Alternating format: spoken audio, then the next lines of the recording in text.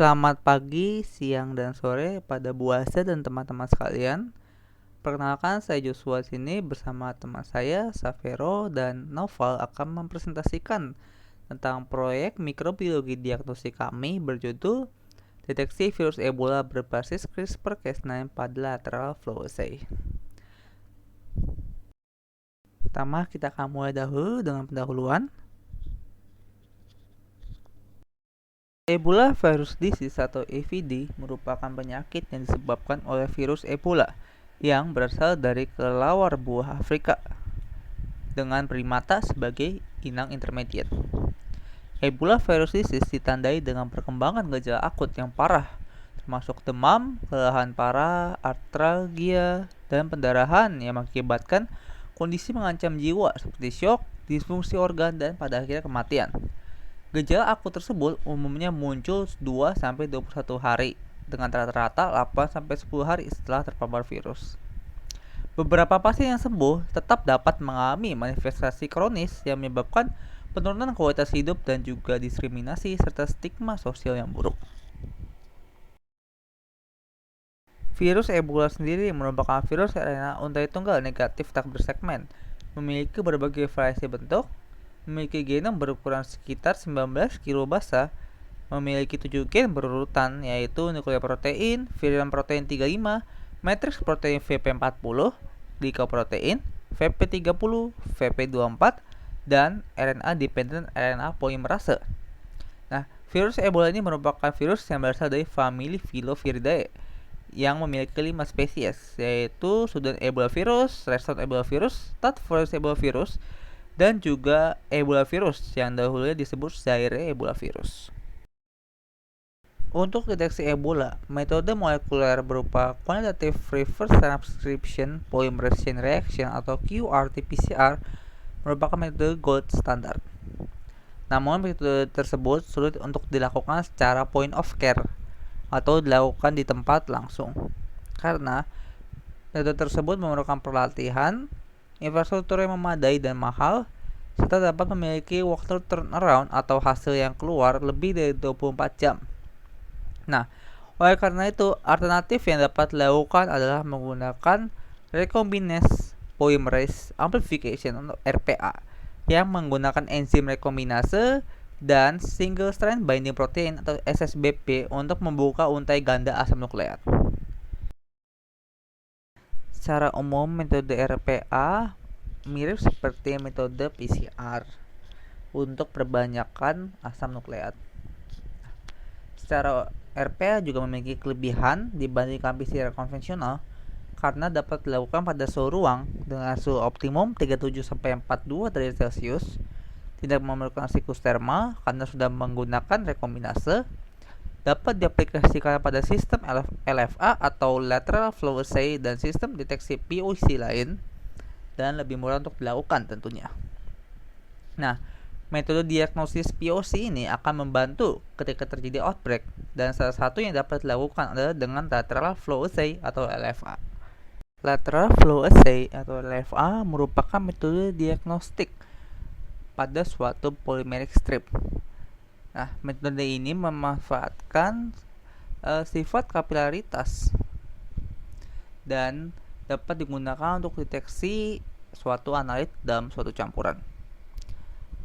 Strip LFA mengandung beberapa komponen, yaitu terdapat sampel pad untuk meletakkan sampel, conjugate release pad yang berisi biorecognition molecule yang akan berinteraksi dengan analit, kemudian ada detection zone, dan ada absorbent pad. Tujuan dari proyek kami adalah mengembangkan kit tes diagnostik Ebola berbasis CRISPR-Cas9 dengan gen target nukleoprotein pada LFA untuk digunakan secara POC.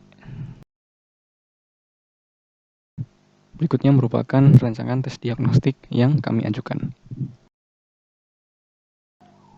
Berikut merupakan daftar primer dan guide RNA yang dapat digunakan pada sistem diagnostik kami. Sequence yang diberi label warna kuning merupakan sequence PAM atau Protospatial Adjacent Motif.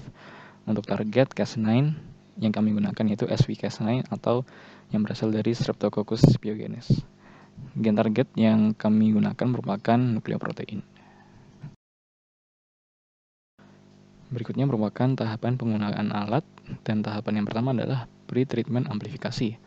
Pertama-tama sampel berupa swab atau darah diambil untuk kemudian dilarutkan di dalam larutan DNA-RNA Shield, produk dari Zimo Research dengan rasio 1:1. Kemudian, sampel tersebut dipanaskan pada suhu 98 derajat Celcius selama 3 menit, untuk selanjutnya disentrifugasi pada 3000 G selama 1 menit. Supernatan yang dihasilkan kemudian diambil untuk dilakukan amplifikasi. Selanjutnya tahapan amplifikasi sampel yang dilakukan dengan metode RT-RPA menggunakan kit Twist MRT Basic RPA produk dari TwistDX.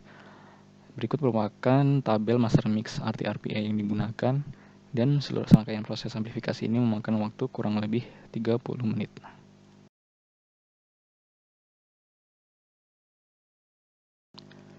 Berikut merupakan langkah detail dari proses amplifikasi sampel. Yang pertama adalah dibuat master mix sesuai dengan tabel 1 yang telah dipaparkan sebelumnya.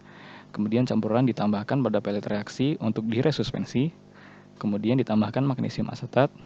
Kemudian inkubasi dilakukan pada suhu 37 hingga 42 derajat Celcius selama 5 menit. Dan kemudian microchip diambil untuk dilakukan invert selama 8 hingga 10 kali.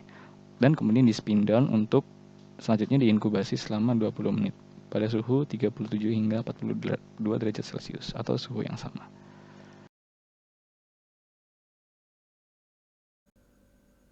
Selanjutnya yaitu tahap penggunaan alat untuk pretreatment sebelum diujikan pada LFA. Jadi yang pertama single guide RNA atau sgRNA yang berkesesuaian tentunya disuspensi dalam asam tris EDTA. Kemudian dicampurkan dengan BD-Cas9 agar terbentuk kompleks BD-Cas9 sgRNA yang dilakukan pada suhu kamar selama 5 menit. Kemudian selanjutnya pencampuran kompleks Cas9 dan sgRNA beserta oligonukleotida PAM dengan sampel yang sudah diamplifikasi selama 20-40 menit inkubasi. Perlu diketahui pula oligonukleotida PAM ini ditambahkan ke dalam campuran untuk mengurangi kemungkinan terjadinya false positif yang disebabkan kompleks Cas9 sgRNA berikatan secara non-spesifik atau mismatch. Kemudian setelah inkubasi selama 20-40 menit, barulah diujikan pada strip LFA.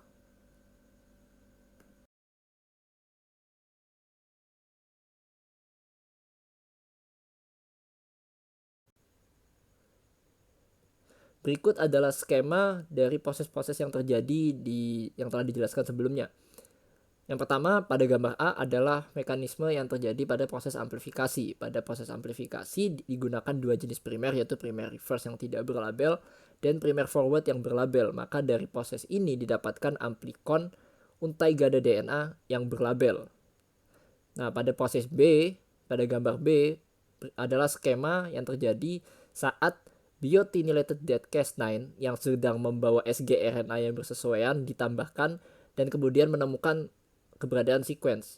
Maka didapatkan sebuah kompleks BD-Cas9 dengan hasil amplifikasi yang berlabel.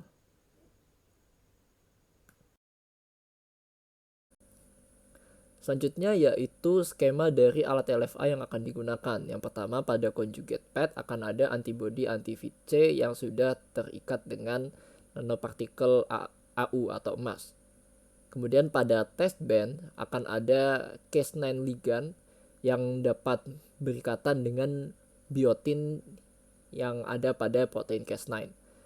Kemudian bagian control band akan terdapat antibodi yang berperan sebagai anti dari antibodi anti-VC yang ada pada conjugate pad. Kemudian beralih ke gambar B, yaitu jika hasilnya positif, maka antibodi anti-VC akan menempel pada label VC yang ada pada primer forward seperti yang sudah dijelaskan sebelumnya. Kemudian pada bagian control band, maka antibodi anti-VC juga akan berikatan dengan antibodi yang telah diletakkan di sana. Kemudian lanjut ke gambar C, yaitu jika hasilnya negatif. Jika hasilnya negatif, Yang pertama, control band akan sama seperti saat pada kondisi positif. Nah, pada test band, maka biotinylated dead Cas9 atau Cas9 yang sudah diberi biotin akan berikatan dengan oligonukleotida PAM.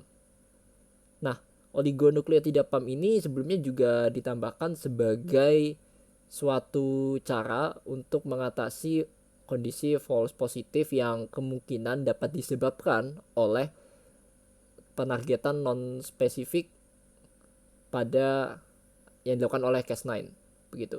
Dan perlu diketahui juga bahwa pada oligonukleotida PAM ini tidak ada label VC, tidak ada label seperti pada primer. Sehingga pada bagian test band tidak akan nampak adanya garis.